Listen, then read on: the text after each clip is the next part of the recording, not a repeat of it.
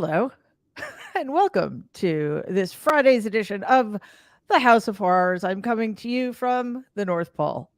It's really cold in the Northeast. So hopefully wherever you are, you're warm and inside. Anyway, Dahlia Wash, thank you both so much for being here today. As usual, Who makes it to the end of a horror movie? If it's you, me, and Dahlia, which one of us survives? Who's the final girl? Sebastian survives. Sebastian. My parrot survives because he's got the beak. He'd take us all out in a second if he needed to. I think the fact that Mary has the gift of fire behind her might mean that she is the last person standing, because like all I could do is like bubbly anyone to death. But you have the makeup and the hair done today, so you know, like the audience will favor you over. I'm gonna die first. I'm gonna die before the credits. Oh, Dolly and I will kill you in a second. There's just no doubt.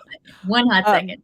Yeah. And I guess I have to up my lipstick game. Figured, it's the middle of the day. Come on. And it's cold. Anyway, as usual, there's a thing or two going on. The incredibly shrinking George Santos is still hanging in there. But let's start with our top 3 horrors of the week. Doesn't have to be 3, whatever your biggest horrors are. Please don't make it more than 3, even though it could be. The list is infinite at this point. Waj, let's start with you. So mine seem to coincide with yours, Mary, and I'll list them real quick. Show my hand right at the very beginning. Here we go. What should be getting more attention but isn't is that a few MAGA Republicans have decided to replace their American flag lapel pins with AR-15 pins. Yeah. In a country which has more guns than people, and the fact that we have over 50 mass shootings in the year 2023, and it's only February. In fact, I think it's only the 3rd day of February. There have been 34 days of the year so far. We're number 1.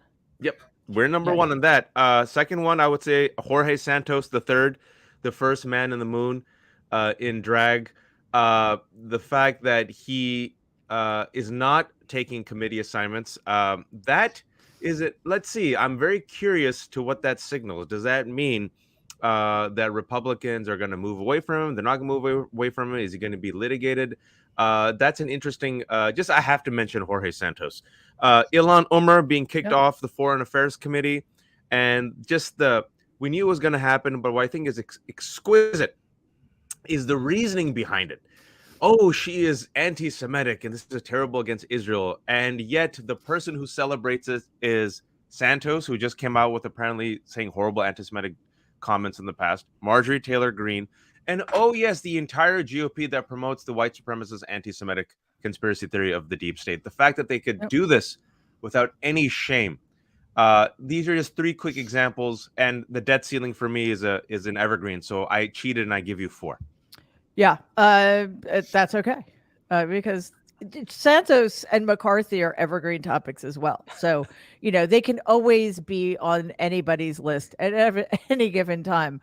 Dahlia, I know that you're going to take a slightly different approach today, which is great because you are our resident Supreme Court expert. And quite honestly, what happens in the Supreme Court determines everything else. And I think it's like the most important, one of the most important things we need to keep an eye on in perpetuity, or until the Democrats decide they can figure out how to fix things. So a couple of things. I do think all of my horrors at the court connect beautifully to the list of horrors that you and Waj are going to cough up. And I'm just going to parenthetically stop and thank you both for the lipstick shaming, which usually only comes from my teenage sons who unerringly... Shaming? It looks amazing. We were giving lipstick props. My sons are so mean about the lipstick. And anyway, okay. You're the only one who's not going to get kicked off the island because your lipstick looks so good. So come on. So my things are actually orthogonal to what you just said. I know I love that word, by the way. Sorry. It's a good word. I'm just throwing it out. It's a Friday. I can say orthogonal. Connected to the guns, which I know both of you are exercised about, and just the numbers of shootings to which we shrug our shoulders and clock no response. And by the way, the claim that the gun pins are connected to some legislation that's going to be introduced in the House that apparently has not been introduced and never will be. But my gun connection is the Fifth Circuit decision yesterday, an appeals court decision that essentially said that somebody with a restraining order against them for domestic violence who loses access to his gun has his Second Amendment rights violated, and that laws and statutes that are passed right now, this will only affect obviously the 3 states that the Fifth Circuit represents, but it means, I think it's a harbinger of what's coming, which is the domestic violence laws that keep guns out of the hands of people who have a history of abusing their partners. And by the way, those people are highly overdetermined to commit mass shootings. Huge correlation between domestic violence and gun tragedies. Yep. But those folks have a right under the Second Amendment and the Bruin decision that came down last spring to have their guns reinstated. And that's just beyond horrifying. And I also think what's horrifying is it's a very plausible read of the Bruin decision that the court handed down in June. So we've got people celebrating gun violence at the same time that sensible laws that we're supposed to keep domestic partners safe are being struck down. And just one tiny beat on this, the reasoning that the court deployed is that since there were no domestic violence laws at the founding, or when the Second Amendment was incorporated as against the states, there can't possibly be a long history of regulating gun violence since women were property. Okay, that's one. 2, George Santos, this is more just a question. It's been bothering me and I wanted to bring it to the 2 of you. Why does he have to lie? Given that you can say anything and get away with it, why lie? So this is an existential question that I don't understand, but it's been bothering me all week. Like, the enormity of the fabrication seems entirely unnecessary, given that he could tell the truth about all his grifting and all his lying and all his abuses over the years, and he would still have gotten elected. I'm confused, and I'm hoping one of you can answer. Very last thing, sorry I'm going on so long, that is really horrifying, is that there is a district court in Texas who may, as soon as next week, say that abortion medication is illegal around the country, and nobody seems to know that's coming. I know that's coming. I know. Yes. Well, as Waj mentioned, my list is almost exactly the same as his. But since I think it's top of everybody's mind, Waj, you just wrote a piece about it this morning. Let's stick with the gun issue. It kind of connects with the lying question too, because Representative Luna, who's one of the, I think she's a freshman congressperson in Florida. Yep, Florida. Yeah, shocking. Card Lied, mega. Yeah, and she was one of the 20 holdouts voting consistently against what's his name, our evergreen topic, Kevin McCarthy. She lied about why they were wearing the pins, not just that it was in honor of legislation. I mean, what does that even mean? Like, do they wear jazz hands for when they're voting against women's rights? I mean, this has never happened before. And as Dahlia pointed out, the legislation is nowhere to be seen. But she also lied about the fact that it's a blue anon. That's their new their neologism. Blue anon conspiracy to make you're wearing an AR-15 pin. Like, what's the conspiracy there? So just be proud, and in place of an American flag pin, which I never understood anyway. I mean, I'm not a big fan of those kinds of displays and flag waving and stuff like that, because especially the right, it always borders on or crosses the line into jingoism. Yeah. It's they just, I don't want to credit them with ignorance. I mean, they understand what the symbolism, but what is the symbolism? I mean, we just need to remind everybody on occasion that this is literally a party that favors death Yeah. for peace. Yeah. You know, and in the ruling, Dahlia, that you pointed to, all right, we'll get her back. In the ruling, Waj, that Dahlia just pointed to, you know, there's this commonality in these kinds of decisions. We never talk about the transgressions. Hi, Dahlia. I was just saying that in the ruling you pointed to, what we never talk about are the rights of those are the people whose rights are being transgressed. I mean, I don't have a right to be safe from a domestic partner who committed violence against me. His right to carry a gun is more important than my right to be safe and live. And you know, it's the same thing with our inability to enact gun safety, to keep AR-15s out of people's hands so there aren't school shootings and mass shootings. And as Waj mentioned, you know, there have been more mass shootings in 2023 than there are days in the year. So, you know, Dahlia is like that. How does our right to be safe always get elided from the conversation and from the decision-making process?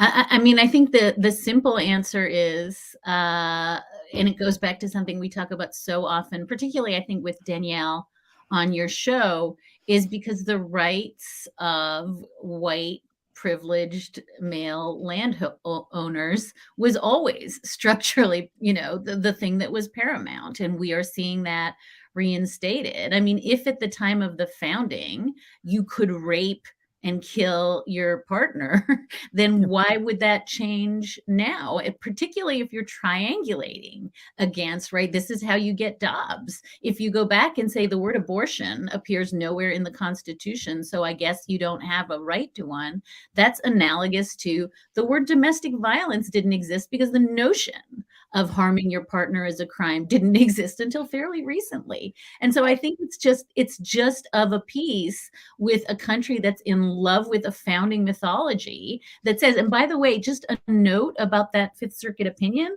one of the things they say is that, you know, at the founding, there were classes of people who couldn't have guns, right? We call them Indians and slaves. That was plausible, I guess. We didn't want those people to be armed for reasons that I think we don't need to really belabor now. But the idea of singling out a certain criminal class wasn't in existence at the founding. So just look at the ways that our ideas about who gets guns are baked in to founding notions about who has power. And yet, Dahlia, AR-15s were mentioned by the founders either. Oh yeah. So, you know, it's as white supremacy always is. It's very wily. And Wash, one thing I've never quite understood is why originalism isn't an insult. Like why people who call themselves originalists aren't hounded out of polite society. Because in this decision alone, we see what it means. It means misogyny. It means protecting the rights of the white male class. It means protecting that at the exclusion of everything else, right? And yet it's a label these people wear proudly.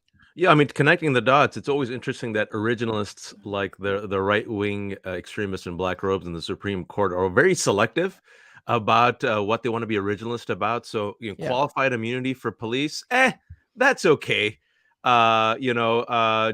Justice Thomas is like, you know what was not enumerated in the Constitution? Marriage equality and a woman's right to abortion. But he conveniently forgets Loving v. Virginia. He's married to Ginny Thomas, right? Yeah. And so this gun fetish, I mean, there's another quote that people just seem to have forgotten, and I mentioned in the piece today, came out last month from Jim Jordan, who, by the way, now is the chair of the House Judiciary Committee. He actually tweeted this: God, guns, gas stoves. That was his tweet. And that, we laugh as we should, but that is the platform of the GOP. God, Christian nationalism, that this land has been given to you, O white man, to plunder and to create the kingdom of heaven on earth. and you can use any violent means necessary to pacify and purify the land. And also, our Jesus is not the passive Jesus, he is the militant warrior Jesus. And as William Boykin said, who is a Christian nationalist, used to be a general in the US Army, that God will return, Jesus will return with an AR-15. Guns, as Dahlia said, it's proactive, right? Stand your ground. Everyone better know their place, specifically women, Black people, poor workers, Indigenous and Americans, right? So it's tied to our history that these are our rights. We're going to stand our ground. But also, I want to add this other wrinkle to it when it comes to gas stoves, the culture war. They're coming after your gas stoves. They're coming after Dr. Seuss. They're coming after pronouns. And specifically, it's a defensive posturing as well, because what they're saying now is there's a deep state run by you, Mary and Dahlia, and that they're coming after their guns, they're coming after their liberties, they're coming after rights. So we need these guns to protect ourselves against a corrupt United States government that is trying to replace and weaken white men. That is a psychology, and I call it a radicalized, weaponized pro-death movement. And radicalized based on the conspiracy theory, weaponized because they all are armed. We have more than 400 million firearms in a country of 330 million. But the reason why I call it a pro-death movement is tying into what Dahlia was saying. On Monday, there was a mass shooting in Florida. So you know what Florida lawmakers did this week? Introducing the concealed carry law. They'll be the 26th state to introduce concealed carry. Now, I can maybe get on board with concealed carry if you convince me that it makes you more safe and secure. And all the data shows that wherever they've introduced concealed carry, Mary, homicides have gone up, workplace shootings have gone up, domestic violence has gone up, and suicide by guns that is mostly affecting white Republican men.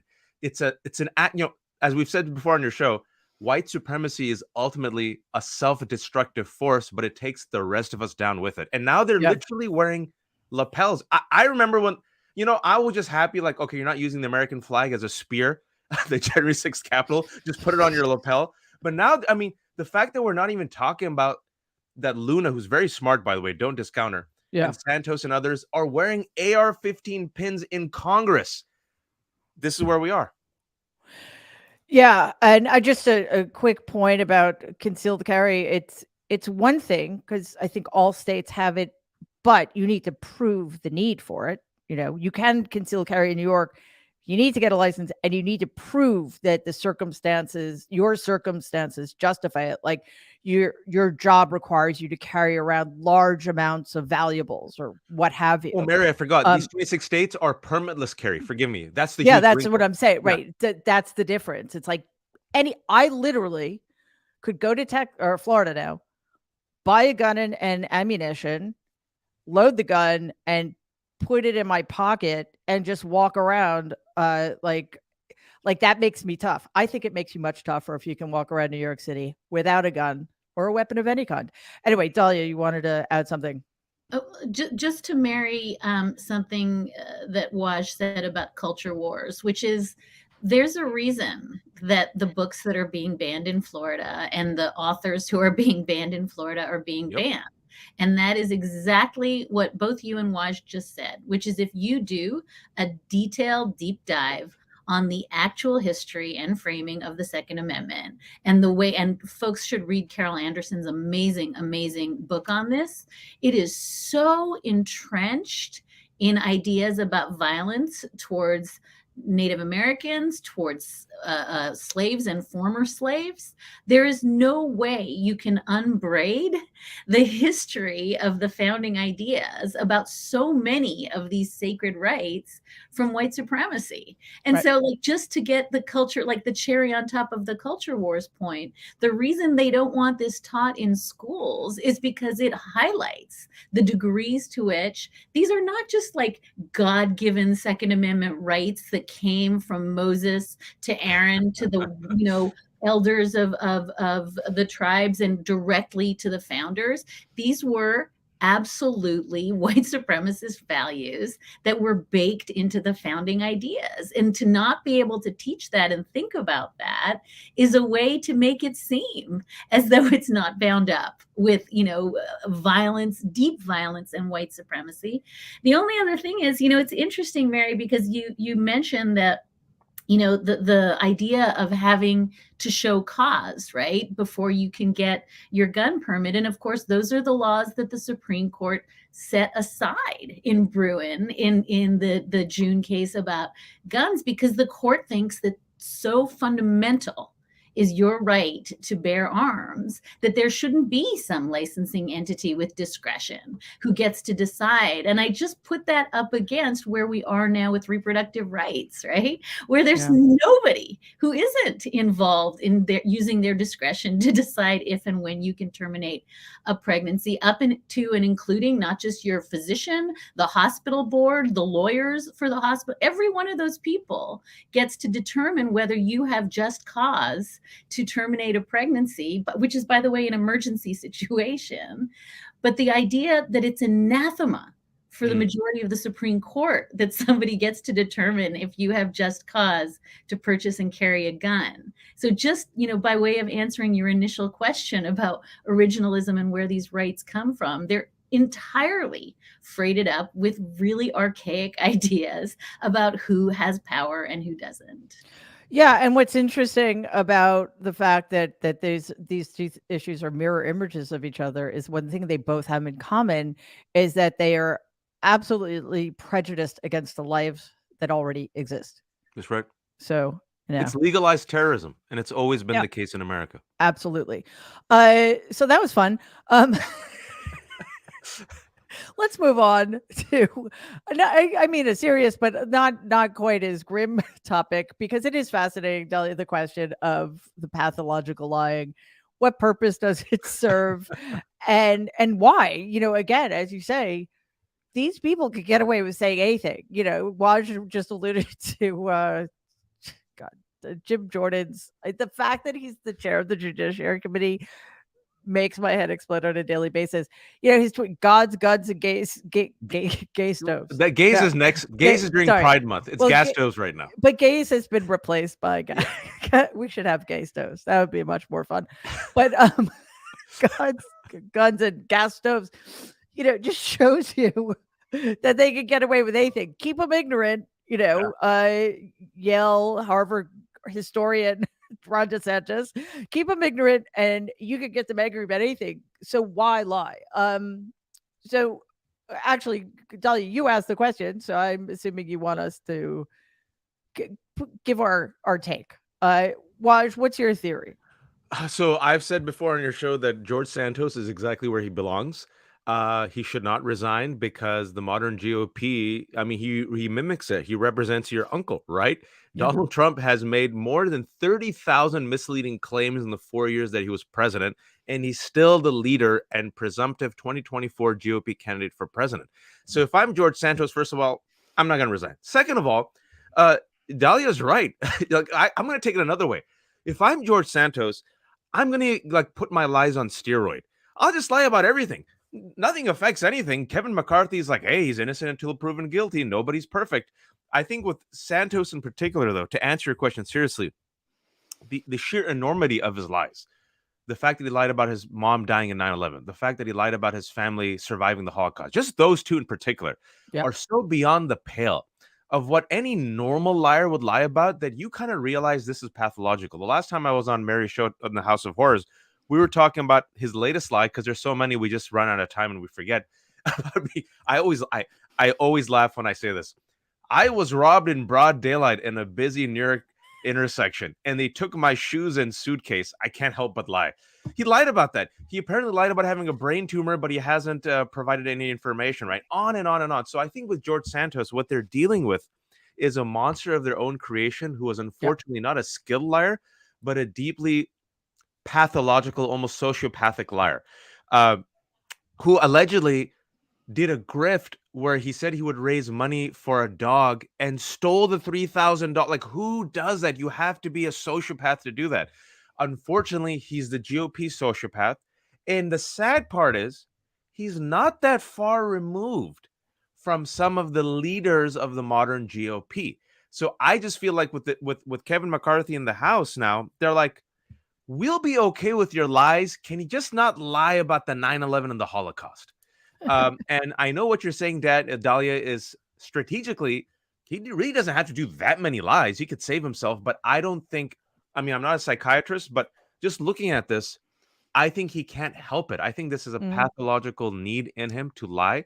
And if someone was to diagnose him, I think he would be straight up DSM manual, textbook stuff. Yeah, I just want to amend one thing you said because I think it's important. Yes, Donald, the Washington Post documented over 30,000 lies Donald told, but I always feel the need to point out that those are lies he told publicly. So think about the exponential increase in lying if you look into how he lied privately. Let's not even get into lying to himself because that gets complicated. Because he's not a drag queen. He's not a drag queen because he was having fun. Yeah. So I think Donald, I said this recently that just as Donald was and is or did and does, Santos is drawing a roadmap. Santos is not possible without Donald, I don't think. And it is absolutely true that for both of them, the pathological lying is pathological, which means that it's a compulsion to some degree. Although with Santos, it seems to have been a fairly recent. I mean, I don't know, but it seems to, obviously he wasn't a public figure, so who knows what he was doing.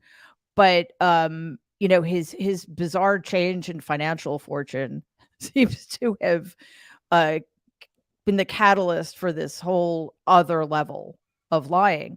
But I think it's also important to point out that the lies are self-aggrandizing. They are to protect the liar from his or her own weak egos, their malignant narcissism, what have you. But they're also self-perpetuating. It's kind of like once you're in it, you have to keep going, right? Because what is the truth? Like, what is the truth? And the other thing, I mean, the last thing I guess I would say is that lying to that degree and getting away with it is power. So, yeah, that's my brief take. Dahlia, does any of that track? The very last thing you said is, I think, the thing I start with, which is I just remember at the beginning of the Donald Trump era, everyone we knew who talked about tyranny and fascism and authoritarianism warned us that the reason the tyrannical authoritarian lies is to get other people to buy into the lies. It's a way of kind of thinning the herd of who is willing to say something outrageous to, garner support. And it's a way of finding out who is perfectly transactional.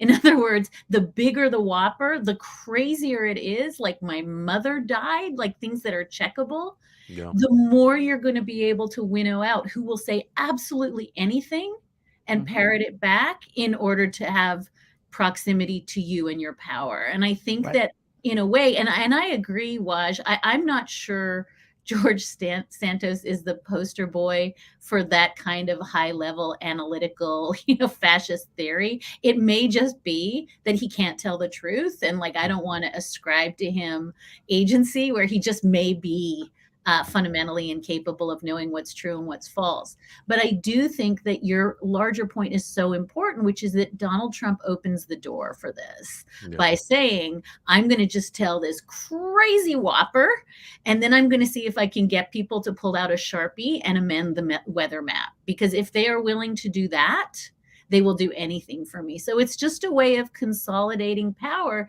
And I think once people have lied to defend you, they're beholden to you further. In other Yep. words, you've also not just sort of exercised power, Mary, but I think you've now got them in a position, right? This is the sort of classic blackmail situation where you now have them in a position where they must continue to lie for you. And so I think from the viewpoint of kind of self-aggrandizing and power, this makes perfect sense. I just continue to be mystified because it is not hard to construct a good lie. And it is really, really a lot of work to put together the kinds of whoppers that Santos seems incapable of going a day without. So I think it just seems to me like he would have a much easier life if he just told the truth. But I think that he has made this decision to just go all in, go all in, go all in. And we just watch and see who takes that seriously and who doesn't. But without accountability, right, Mary and Dahlia, you don't have to be a sophisticated liar. You can be vulgar. You can be a blunt instrument. You know that the party that you belong to has lowered the bar, as you eloquently said, for Donald to the point where, yeah, you could just take a marker and add to the map and no one's going to check you. You can lie about, where your father was born just because you can. Even though it's verifiable facts, you'll simply say, oh, yeah, I saw Muslims celebrating after 9/11. Well, where's the video, Donald? It's there somewhere. And so you don't even have to be that's why when people call Santos talented Mr. Ripley, I get offended. I'm like, no, Mr. Ripley was talented. He's like the untalented Mr. Ripley. And there's just one other P I'll add to power. Lying also helps profit. It's very profitable. And I think people sometimes forget that, yes, we mock and ridicule Santos's lies, but there's also financial lies that have made him susceptible to potential criminal indictments. He has profited off these lies, just like Donald has profited off these lies. And then once you create that blueprint, you're like, oh, I could get power. I could be authoritarian. I could be gullible with my base and promote gas stove conspiracies. And I can make a little money on the side. Yeah. And to your point of accountability, the Republican Party is not going to hold him accountable. And I think as usual, there's a combination of things going on here, but he did get a seat in Congress. I mean, whether it's a compulsion or it's a choice or a combination of those two things, he's quite savvy. And he knows where to find his allies. It is not an accident that George Santos, who comes from a district that had the seat of which was held by a Democrat last time around, is making common cause with Luna and Green and Boebert and Gates. They have the power, and he knows that. They're not, and this I think is pretty much everything we need to know about today's Republican Party. Not surprising that they don't care if he lied about his mother's dying or if he's corrupt, if his finances are corrupt or whatever. But the dog thing, I mean, come on, so there is no line. There is no line for these people. So that went really fast. We didn't even talk about Ilhan Omar. I know we didn't even. I have a feeling that also will be an evergreen topic. So we will definitely get to that next time because it's important, very important to, I think, keep that centered. That kind of racism and misogyny and anti-Muslim sentiment that the right traffics in constantly. This is great. I so appreciate your being here. Dahlia Lithwick, Slate columnist, host of the excellent podcast Amicus, and author of the phenomenal book Lady Justice. Wajahat, Daily Beast columnist, co-host along with fellow nerd Danielle Moody of the also excellent podcast Democracy-ish, and author of the just out in paperback, Go Back to Where You Came From. Fabulous book. Read both of them. They're essential reading. And as always, it's such a pleasure to hang out with you guys. Thank you so much for joining me in the House of Horrors. I hope it wasn't too horrible. We all survived. All of us. We did. Hooray. All right. Thanks, guys. I'll see you soon. I'm back. It's a reboot. And the Oscar goes to. Oh, thank you. You get. We're not gonna knock you off after all. Thank you for that. All right. Thanks, guys. Take care. Bye.